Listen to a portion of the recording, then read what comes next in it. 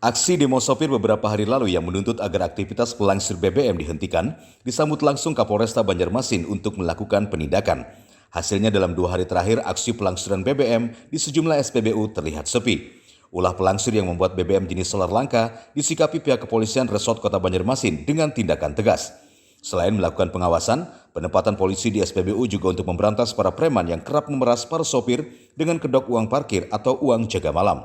Langkah awal adalah kami selaku aparat yang memang sudah untuk mengawasi dan memediasi.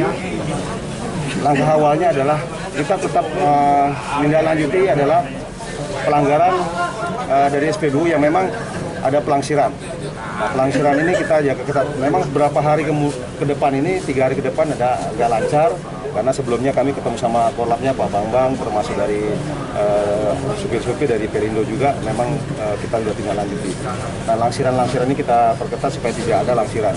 Itu dari Kapolda juga menyampaikan bahwa sanggup untuk mengamankan, memberi pengamanan kepada SPBU yang memang terjadi pelanggaran atau BBM yang memang agak sedikit sendat. Pihak kepolisian akan bergerak cepat melakukan pengawasan ketat di sejumlah SPBU, khususnya di Kota Banjarmasin. Hingga saat ini untuk sementara waktu, sopir angkutan yang kesulitan mendapatkan bahan bakar solar kini beraktivitas normal kembali.